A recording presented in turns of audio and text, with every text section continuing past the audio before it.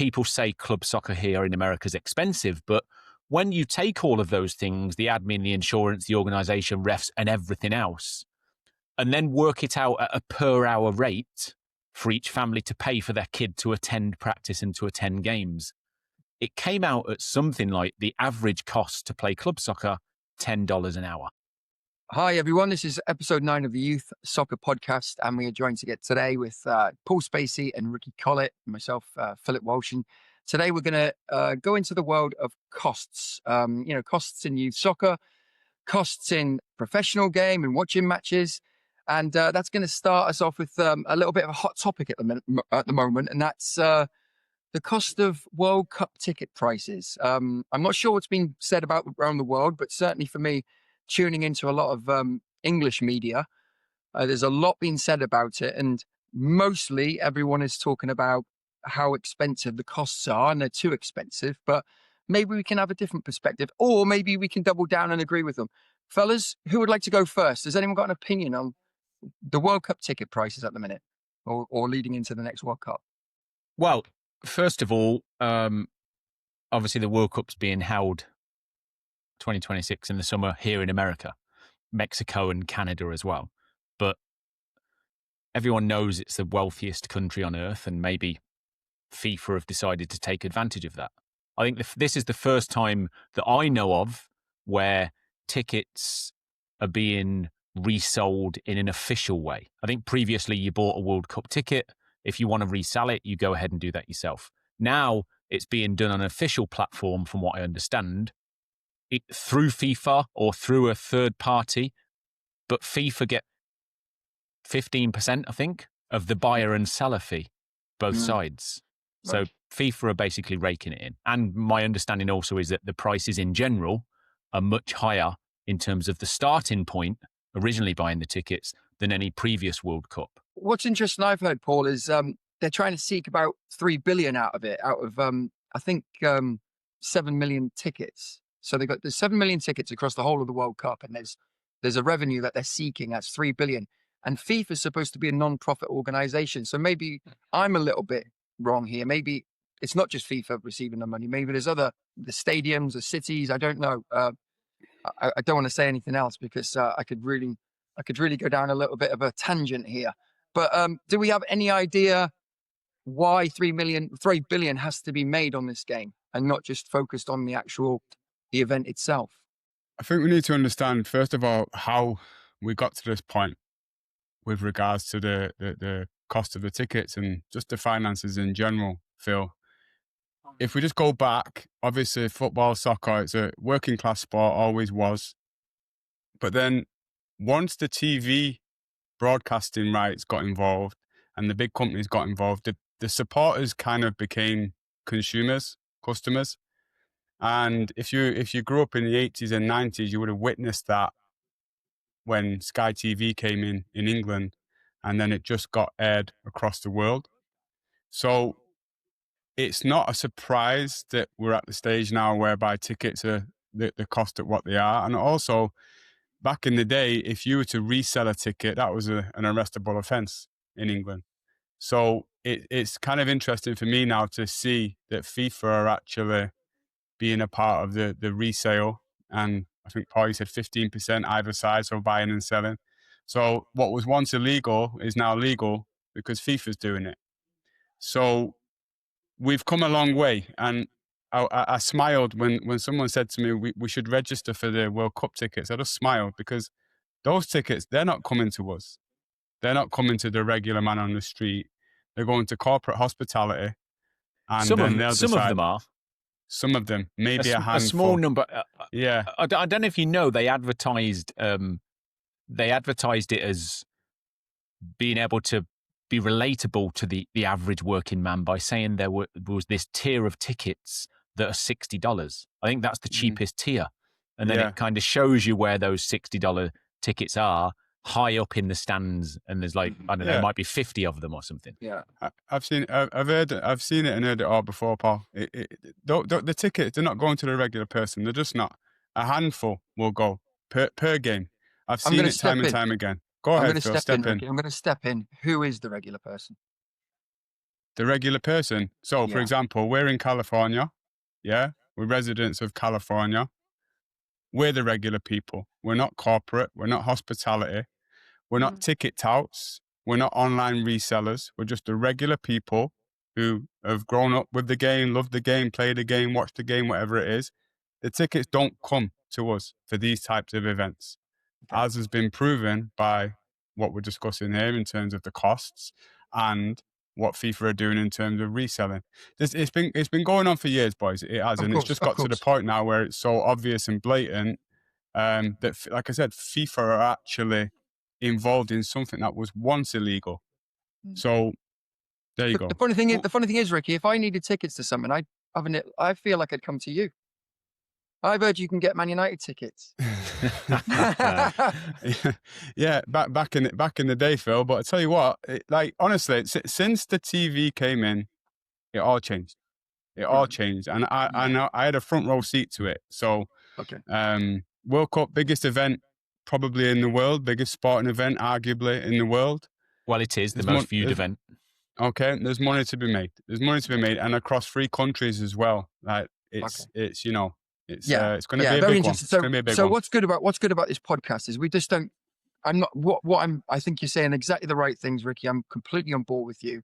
But I think what this podcast is about is we are also solutions orientated. You know, if we're going to have a say about something, we are 3 men that would come in and say, well, we think it needs to look like this. And I'm going to ask you both just quickly, because we're going to move on to other things. I'd like to ask you both, what would your solution be?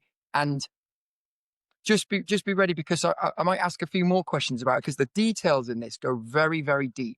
You know, if you're looking to get fans in the stadium that are a little bit more working class, a little bit more sing-song and have a beer, how are they supposed to get it? Because then you're going to create maybe an environment where they're trying to rip each other's heads off to get tickets, sleeping outside at 6 o'clock in the morning outside the ticket office. All gone.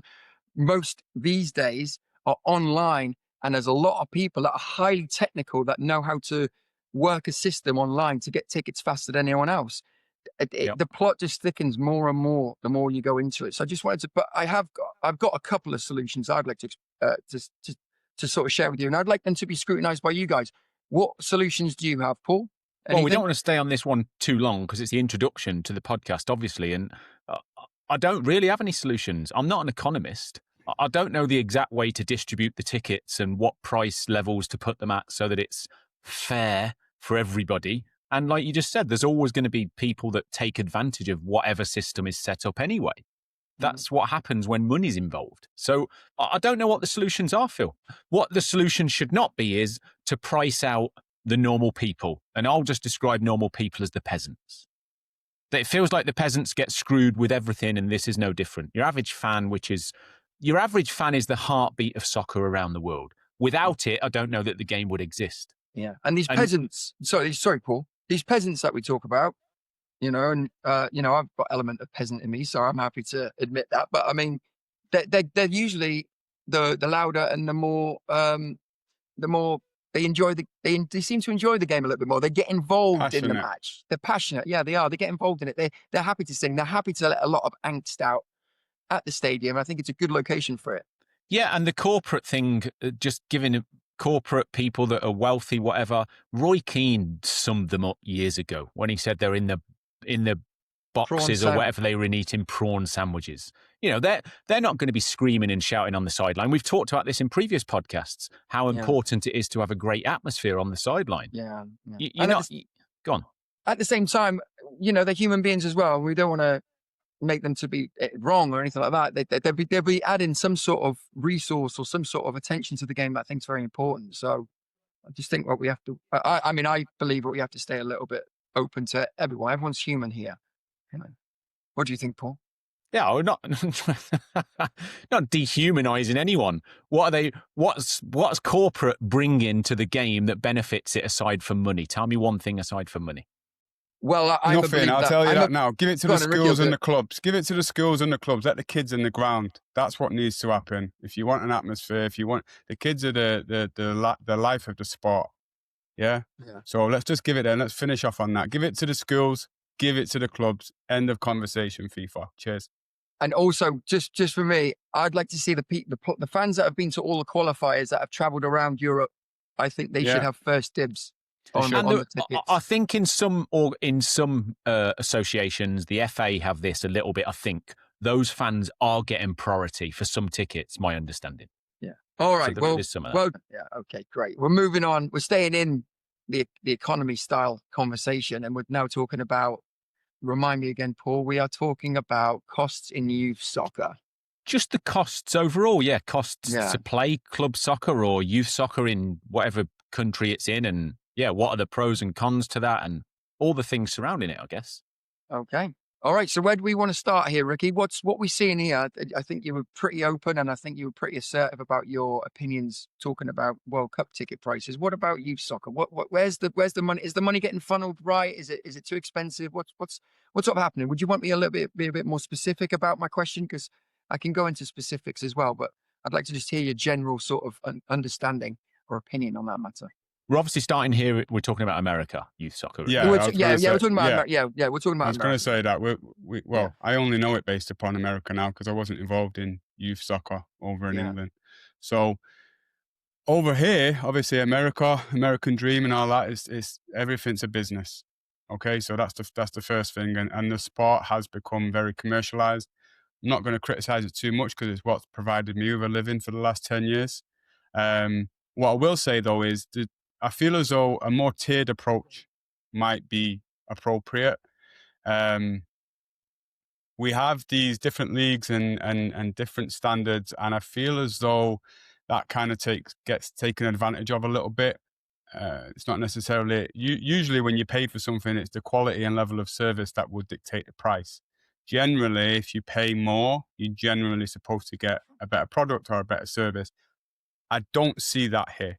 I see the badge, whatever badge you have or what your reputation is, kind of dictates to a degree how much you charge. So that's the first thing I'd say on that. And then the other aspect of it is there's a lot of costs associated outside of the actual fees, which, I mean, we're in California and we've said this time and time again. We have a very high level of competition. We don't need to be traveling to all different states and far out places, which all do contribute to the cost of youth soccer when we've got really, really good standard here. So I think from that point of view, I think that families can be helped in that regard, but it's gonna take a bit of a shift in terms of how we relate to the badges and how we interpret what travel is and whether it's worth it or not. The badges meaning the clubs, Ricky. Yeah, the different clubs. The different clubs, yeah, the Leagues. different leagues, Different Phil. leagues, Yeah, pardon. the different leagues, and there is an element as well of clubs, Right. I suppose, if you're a long-standing club as well. But mainly, I'm talking about the Different leagues. leagues. Okay. You know? Let's just get the English right, because I wasn't sure about that. Paul? For anyone outside of America, they look at it, and obviously here it's called or known as pay to play. You pay to play, and I think a lot of people in different countries, particularly in Europe and back home in England, look at this, or in the UK, look at this and go, "What do you mean? You've got to pay a lot of money to play football? We just pay whatever it is. Maybe in the UK, you play for a grassroots team, and you might pay £5, the equivalent of $7 or $8 a week, just to help Subs. fund the costs of running it. Yeah, your subs. And for anyone that obviously isn't here in America, like I say, they look at it and go, ridiculous. How can you be paying a lot of money to play this sport? And the reality is, it's just different here in America. It's a massive country. Like the 50 states is like 50 different countries. It's massive, and everything here revolves around money and making money and paying for it. And everyone accepts that, look, you have to pay. You've got to pay for everything. Like nothing's free. And football, soccer here is the same. The organization, the refs, the fields, the administration of games, the insurance, all the things around it, like it all adds up. And I remember seeing a while back a really good reel on social media. I think it was the guy Joe at Soccer Visa did it. And it was about club soccer and the costs and everything that goes with it. And I think he worked it out basically to say, yes, people say club soccer here in America is expensive, but when you take all of those things, the admin, the insurance, the organization, refs, and everything else, and then work it out at a per hour rate for each family to pay for their kid to attend practice and to attend games, it came out at something like the average cost to play club soccer, $10 an hour. Nobody here in America would say that $10 an hour is expensive, would they? I mean, we're talking what, for 24 hours a day? No, for the time that you're at practice. Like you might Right, attend, okay. let's say you're at practice for 3 hours, 4 hours a week, and then you've got 2 hours of games. So Yeah. it works out at $10 an hour. That's not a Yeah. lot of money. You No, pay that to go to yoga or a Pilates class or whatever sorry, else. I didn't hear that guy on his podcast. I forgot his name. Pardon me. Are we talking about everything? We're talking about cleats. We're talking about like whatever gas, petrol, whatever you want No, to and call that's it. a good point. That's a good point to go off on, Phil. You and Ricky can talk more about that. This is literally just the costs of attending practice and games, not boots. It's not equipment. It's not travel. None of that. Okay. Whereas the service aspect of it for me, I think the actual fees across a 10-month season, again, based upon where we are, and I think that's important to distinguish, right? We're in California, we're on the west side as well, so we're in a particular area whereby certain prices and certain costs are kind of expected in certain areas. So that's just one thing to make clear. The level of service to cost, I think that's an interesting discussion to have, because if you are a club and let's say you've got 10 teams, right? And everyone at that club pays the exact same amount of money, regardless of the standard of team, regardless of the league, regardless of the standard of coaching. To me, that's something that needs to be looked at. But the actual fees themselves, I don't think that for a 10-month season are ridiculous. I think that they're fair. I think they're kind of fair. They are going up as with everything. But like I said earlier, it's for me, it's being taken advantage of with the leagues. So we're in a higher league. You've got to pay more. Okay, I've no problem paying more as long as I'm getting a different level of service than I would if I was in this league and or with this coach and or with this team. And I don't think there's that correlation. I think that's something we should maybe touch upon, because I think that's an interesting point. Good. All right, Ed Paul. Yeah, because if it's anything else outside of youth soccer, right? If you pay a higher fee, you expect a higher service. And what happens if you don't get that higher service? You go back to that business or organization and say, give me my money back or give me a partial refund. I'm paying for this level of service, but I'm not getting it. One of the big issues in youth soccer is it's just kind of accepted across the board. You pay your money. You don't necessarily get the service that matches those fees. And unfortunately, you've just got to accept that as a parent. You have to accept it. It's tough. It's tough. I think as well, Paul, Phil, you said earlier that people from outside of the US would look at it and say, what do you mean pay to play? For me, we've been involved in this a long time now. There's so many people taking a slice of the pie that make it a kind of an all-round expense, if you will. Big expense over the course of 10 months. Not necessarily the fees, but the amount of things and the amount of different organizations and or different people taking a slice, there's quite a few, put it that way. And I think that contributes to the overall. For example, like I said earlier, California teams, you don't need to travel to far out places to get a good game. In fact, I feel as though it's a hindrance because we're losing that local derby mentality, local competition, which creates a higher level. You've seen that with that when the two local high schools play each other, what happens is a different vibe, there's a different energy. Whereas if you've got local clubs, I know for me growing up, those were the best games when we played the local teams because you kind of knew each other. You might have gone to school with each other, blah, blah, blah. But that's not really happening. There's more and more division here. And with the teams and clubs are traveling out to far out places just to say, look, I'm going to this place. You've got to pay more money for this privilege. And it's like, well, actually, how effective is it? You'd be better off playing 2 games at home over a weekend than traveling all the way to a different state. Couldn't agree more with you there, Ricky. Paul, is there anything else you would like to say about what Ricky's just said before I put my 2 cents in?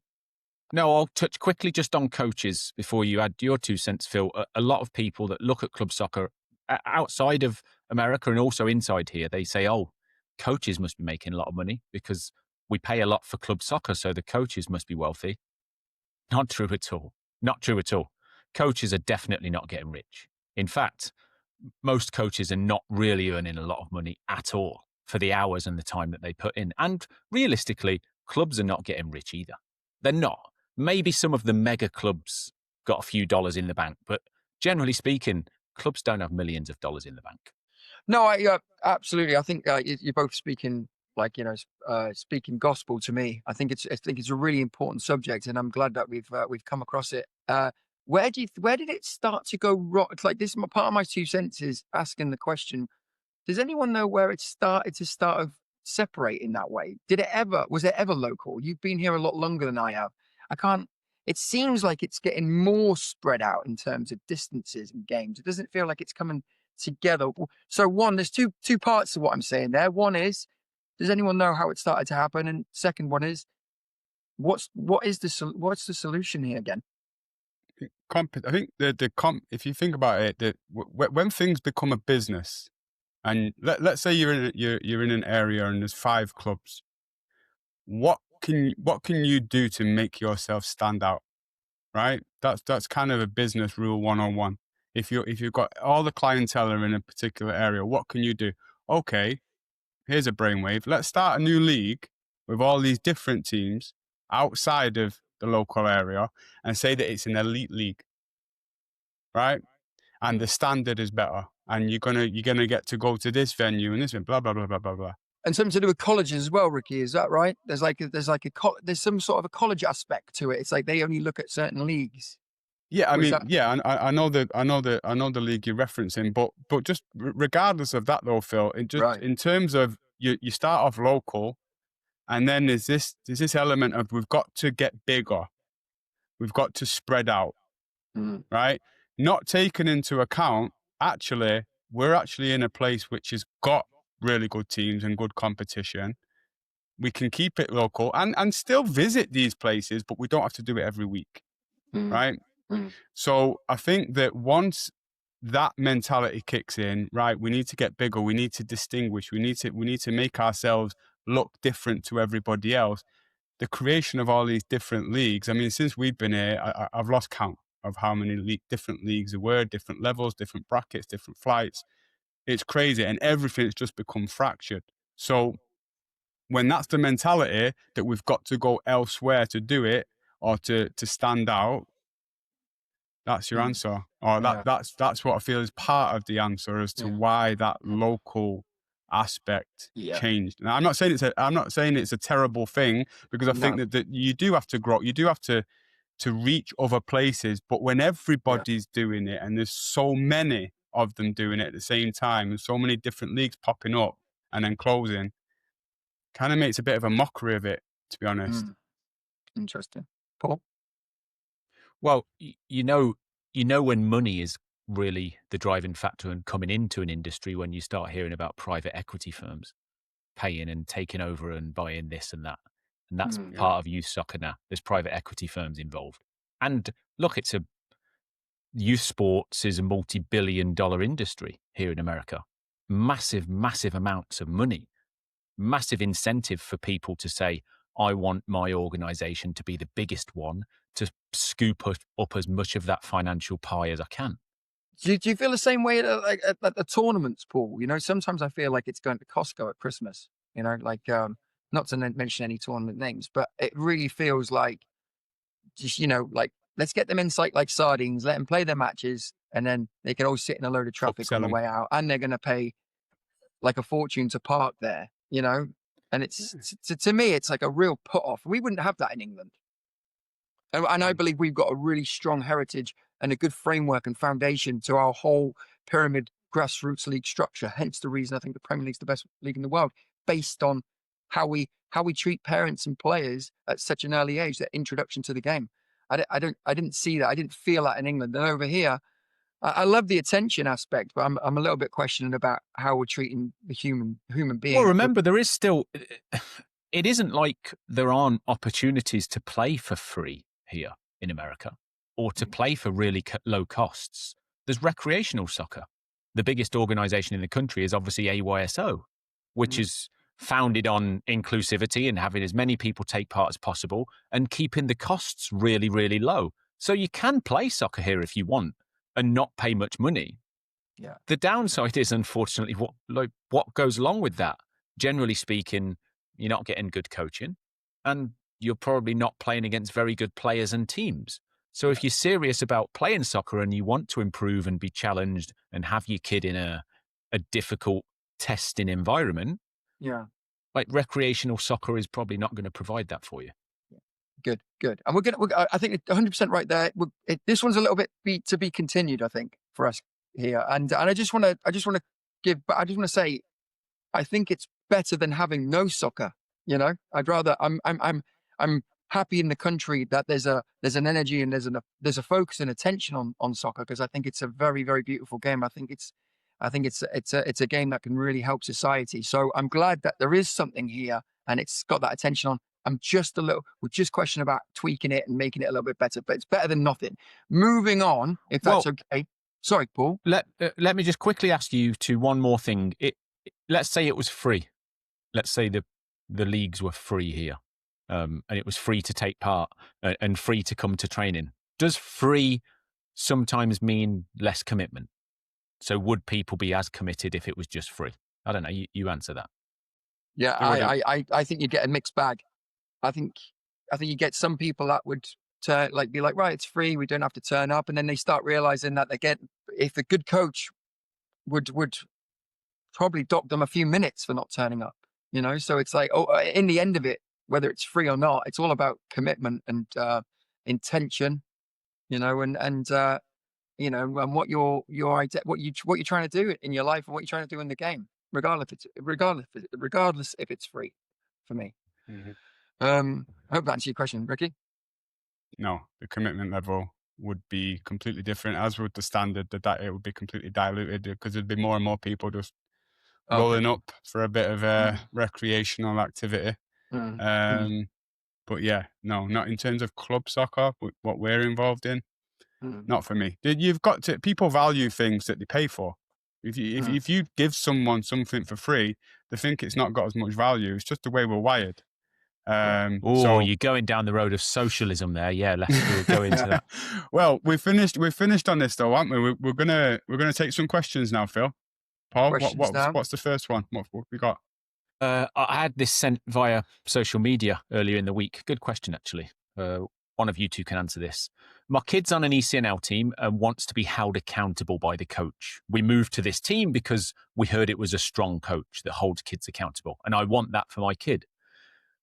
But in the time we've been there, the coach just screams and shouts and criticizes the players, which gets their heads down.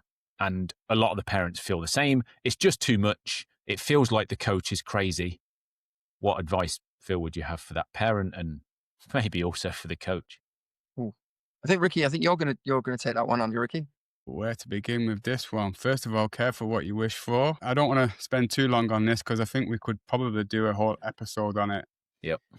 If you feel, you and the other parents feel, is that what was in the question, Paul? That the other the coach is going overboard, speak to him.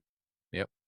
First thing, speak to him. Because what your idea of going overboard or being angry might be very different to what someone else is, even if collectively that's what they're saying to each other. So if it's got to the point where if he's just shouting on the sidelines, that's one thing. If he's shouting directly at kids, and I've seen this, we've all seen this, where a coach is digging out a kid and really like laying into him, that, verbal volleys, like that's a no. Again, depending on age as well. You said you joined the ECNL team because you wanted more accountability. Well, you're getting that, but if it's going overboard in your opinion, speak to him and see what he's seeing, because he might be seeing something that's needed that you're not you're not aware of, or he might be, as you're saying, completely going overboard and is losing control, etc., and letting his anger out. Maybe he's got his own frustrations going on in his life. Who knows? I'm not here to judge someone that I don't know, number one.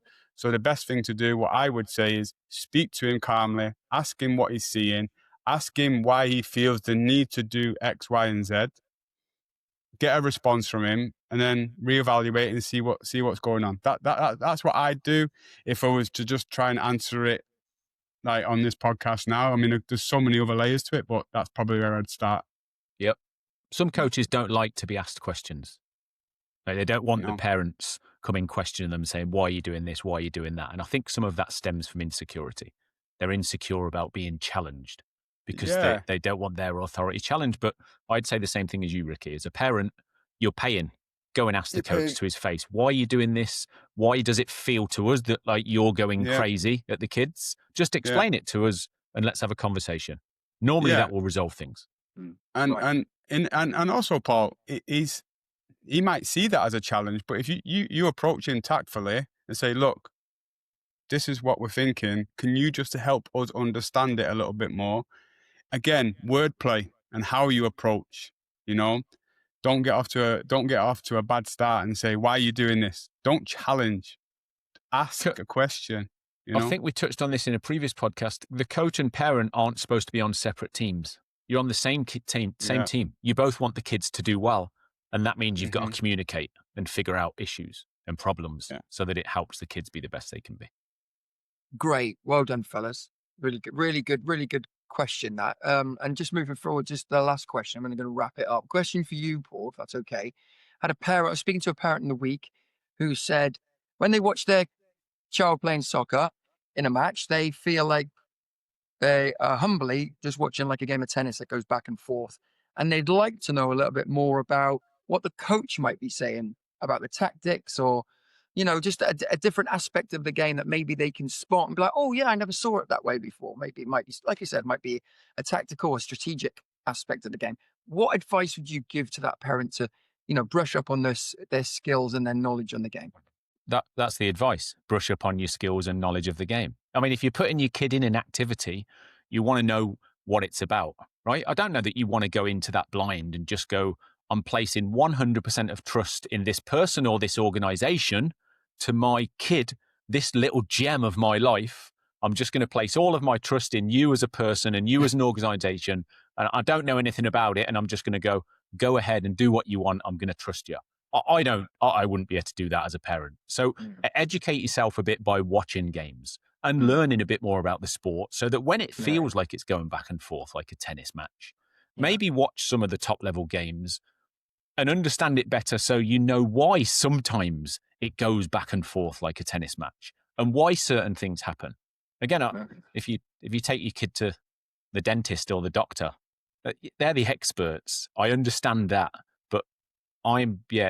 As a person, I'm a bit different. I'm not just going to the dentist and saying, do what you want with my teeth. I'm doing my own research first to check if what they're doing is the right and best thing. And I know that makes me a bit of a dick, but that's why I had a tooth removed after having a root canal. A root canal wasn't the right thing. I educated myself and realized what the best thing was, and it was removing that tooth.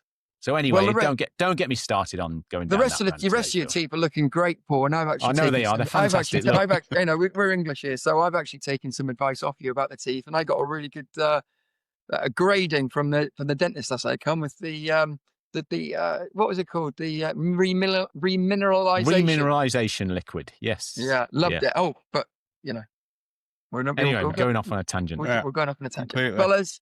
You just quickly answer a bit of that, Phil. What would you say to the parent? Well, I think there's so much on YouTube at the minute where you can watch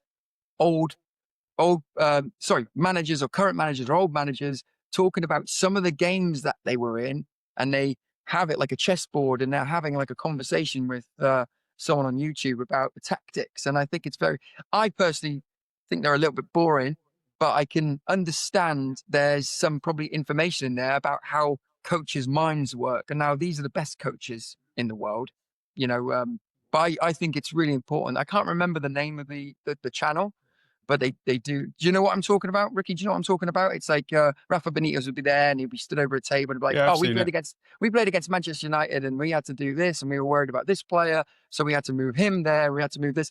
But, very like the chess aspect of the game. And I think that's something I think a parent can go and have a look at. If they watch 4 or 5 of them, they start things might start spinning differently. Yeah, just go and just spend a little bit of time watching some stuff, educating yourself, right? No Yeah. parent wants to take all of their time doing a PhD in soccer when they've got their own lives and things to lead. No, absolutely. Episode 9 wrapped up. Really good. Thank you. I'm sure we might revisit this kind of topic later. I think it's very, very heavy and I think it's very, very important. But Ricky, Paul, thanks so much. Well And thanks hosted, for Philip. listening. Thank you very much. That's all for today. Thanks for listening and don't forget to subscribe so you never miss an episode. We'll see you next time.